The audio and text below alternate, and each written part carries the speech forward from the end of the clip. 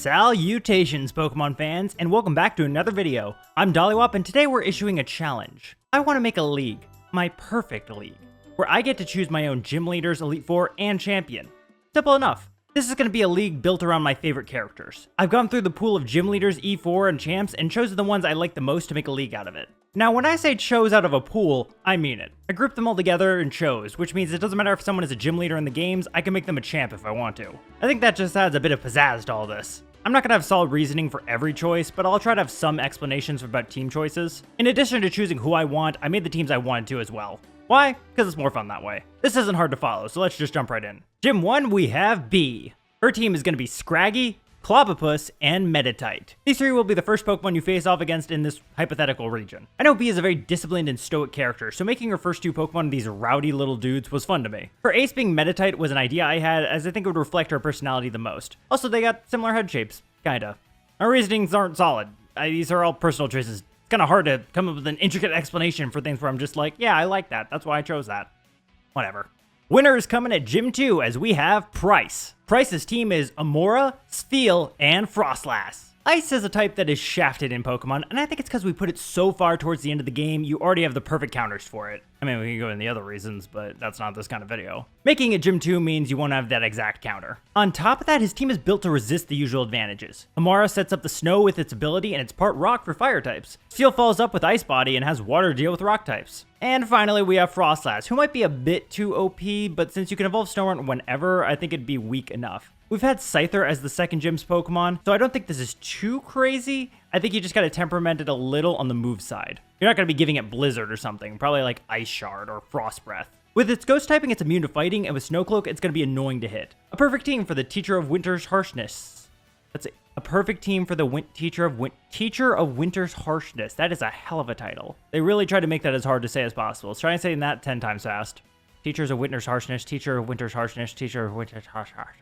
Anyways, haunting your nightmares, we have Whitney. Her team is Minccino, Kecleon, and Miltank. Okay, Whitney is such a powerful third gym leader that I had to have her. I mean, I was gonna have her in the league regardless. She's one of my favorite characters, but putting her in Gym 3 is like the optimal position for her. Her Miltank is obviously the same, but I'll explain the new additions. Minccino is cute and fits Whitney's vibe, and I would have it have Skill Link. With Bullet Seed, it would prevent the player from walling with a rock type, and then Tail Slap would just be a powerful stab. Kecleon is strange, it's not that cute, but I would give it Protein. That way it can change its type, making it harder to hit. With Shadow Stick, it would be immune to the usual fighting weaknesses. And Miltank's Miltank. Now, actually haunting into the next slot, it's Morty. His team is Sableye, Poltergeist, Haunter, and Hisuian Zoroark. I've always liked Morty's vibe, but in the original games, he looked like such a dork that it kind of temperamented that for me a little. However, that changed in Heart Gold and Soul Silver when he got a great new outfit. Talk about a glow up. I mean, look at this difference. That's why he's here. I got Sableye to help against Dark and Ghost types, while Poltergeist is more of a reference to the themes of Ecruteak. It's a Pokemon that could fit right into the city. Like if Poltergeist was made in Gen 2, you would find it in Ecruteak. I don't think there's any other location I'd see it as. Haunter has some added power. I wanted to go Mischievous, but I feel like this team needed a little bit of a boost, so that's why Haunter's here. And then we got Hisuian Zoroark, who can't be hurt by Ghost moves due to its normal typing. I could see a scenario where he actually starts with Hisuian Zoroark and then hits and runs, confusing the player, kind of making use of the illusion ability. It'd be an interesting strategy to switch up the usual case where the ace comes last. Swimming down the red carpet, we have Nessa as our fifth gym leader. Her team is Pelipper, Marshtomp, Barraskewda, and Milotic. Ever since I saw the Nessa Twilight Wings episode, I always thought that Milotic was a good fit for her, so that's why it's sitting at the A slot.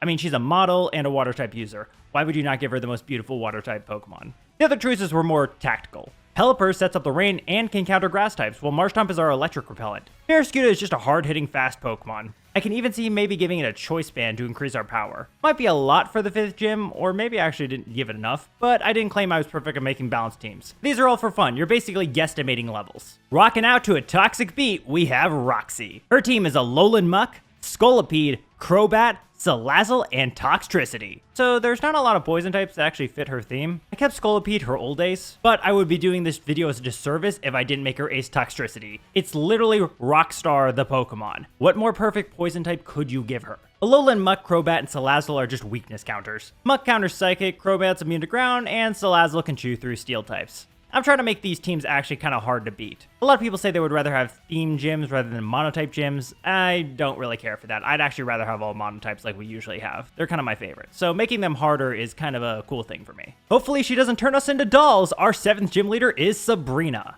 Her team is Malamar, Gothitelle, Farigiraf, Galarian Slowking, and Alakazam. So if you've seen my optimal teams video, you know Sabrina doesn't have a lot of things going for her. I decided to lean into the more sinister nature of her. Malamar and Galarian Slowking are obvious. Gothitelle isn't exactly evil, but I think her Shadow Tag ability is. Farigiraf, it being encased by its darker side, could be seen as evil, maybe. It's mostly here to be immune to ghost types, that's kind of why I chose it. And then we got Alakazam, which fits her too well to get rid of. It's a good ace. Blazing it up, we got the Riddler, Blaine. Our 8th gym leaders team is Scovillain, Armarouge, Turtonator, Infernape, and Magmortar. Blaine's one of my favorite gym leaders from the games to the manga, so I thought making him my final gym leader was fitting. His team was meant to be composed of powerful fire types that won't go down just because you have a water or ground type. Scovillain acts as sort of the ultimate counter to it all, and if you get past it, you got Armarouge to hit hard with a powerful armor cannon. If that's not enough, how about a Draco Meteor or Shell Smash from Turtonator? And that just leaves Infernape to clean up with its own moves. Not much to it, just pure power. And fire type Pokemon I like. Now we're on to the Elite Four, and I think I picked some unexpected choices. One note before we begin is that I gave each E4 a gimmick. We've had Z-moves, Dynamax, Terastallization, and Megas, and I think it's only fitting that our E4 can each use one of those. Watch out for the Flash! Our first Elite Four member is Viola. Her team is Pheromosa, Kleavor, Gigantamax Centiskorch, Golisopod, Scizor, and Drapion. I love bug types. They are hands down my favorite type. Grass and Normal are close secondaries. But anyways, I knew my league needed a bug type E4, and Aaron ain't it, chief. I respect that he's the first bug E4, but he's got the personality of Drywall. That's why we have my girl Viola here to be better than him. Yeah, her team is made up of powerful bugs. I didn't want this to be an easy fight. However, I have some reasonings. Pheromosa being the ace is because it kind of resembles Viola's hair, but longer. Plus similar complexions and all that, you know. You could see a kind of resemblance, maybe, if you squint. I can also see it love getting its picture taken, kind of like a model. It's a very vain Pokemon, so I think that kind of fits the camera theme. Now, obviously, we have Gigantamax Centiskorch here for the gimmick rep. It's one of the reasons I chose it over something like Volcarona. Also because I think Volcarona is overused on bug specialist teams. The rest are just bugs I think are not only good, but would have badass photos taken of them. Enough said. The Master of Guerrilla Warfare is next. Our second Elite Four member is Lieutenant Serge. His team is Electivire, Electros, Iron Thorns, Raging Bolt, Alolan Raichu, and Kilowattrel. You gotta respect the man, Lieutenant Serge. Hit him with the Thunderbolt. I think if Serge was ever promoted to E4, he'd go out and catch some of the strongest electric types around. You have Paradox Pokemon like Iron Thorns and Raging Bolt, and Pokemon immune to ground in Kilowattrel in Electros. I like Electivire as his ace the most, but wanted some Raichu rep, so its Alolan form is here to deal some devastating psychic attacks. Paired up with the Alola Raichuium Z, you're in for a bad time. Plus, giving him Alolan Raichu and a Z move, I've always kind of had a running theory or a fun idea that Serge is originally from Alola, so this is just adding credence to my little fan theory. Or headcanon, whatever you think. I don't really think it's true, but it's kind of a fun headcanon. Anyways, better get your resume ready for the interview. Our third E4 member is Rika. Rika's team is Clodsire, Gastrodon, Sandy Shocks, Mamoswine, Camerupt, and Torterra. Rika is definitely one of my favorite additions of Scarlet and Violet. I love the fact that her ace is Clodsire when it seems like it should be Gallade or something. So Clodsire is what I themed this all around. Looking at her team, you can see where I put the usual weakness counters. However, what binds them all together is that I think this is a team of derps. I can see this being a team of goofballs who like to chill and hang out. Sure, some of them might get off on the more serious side, but the gags are there. I think you could look at each of these Pokemon and imagine them being goofy. It wouldn't feel out of place, even if their official art has them giving more serious looks. Again, like I said, this list is all personal, so you might not agree with my choices, but you know, kind of just my opinion, man. As for the gimmick, Terastallization is the one I'm gonna stick with. I'd make it her Clodsire and have it Terastallize into a fire type. That counters all the usual weaknesses, and with Water Absorb, it'd be pretty tough. Our final Elite Four member is the Pirate King himself, Drake. Drake's team is Mega Salamence, Kingdra, Flygon, Baxcalibur, Komodo, and Hydrapple. Drake is by far one of my favorite E4 members. I think he's one of the best dragon users as well, which is why I couldn't skip on this. For the first three members, I wanted to tie them to the Hoenn legendaries. Salamence is tied to Rayquaza in the sky, Kingdra is tied to Kyogre in the sea, and we have Flygon tied to Groudon in the land. It's a nice theme with all being Pokemon he's used before as well. Baxcalibur and Komodo serve double duty as the anti-ice guys. I know we also have fairies, but I mean, most of those Pokemon can learn steel or poison moves, so I wouldn't be too worried about that. I don't really need like a direct counter to them. Giving him 2 powerhouses like this makes his team even stronger. Hydrapple is here because it's funny. That's it. It's one of my favorite dragons and grass types of all time, and therefore it gets a spot in my league. Plus, it helps diversify up the types of dragons we have here, so it's not all just similar body types. Now we come to the end. Only one question remains. Who did I choose as my champion? Is it Cynthia? Steven? Red? No. The man who stands atop the league, the one who will crush the player, is the one, the only, give it up for Larry! Larry's team is Dunsparce, Ursaluna, Slacking, Aerodactyl, Togekiss, and Dragonite. I made a team that reflects him, which is why we have half normal and half flying. The normal half is a reflection of how he considers himself ordinary. That's why Dunsparce is his ace of all things. Slacking represents how tired he is all the time, while Ursaluna is here because of how much you always catch him eating lunch. I mean, that's how you meet him in the first games.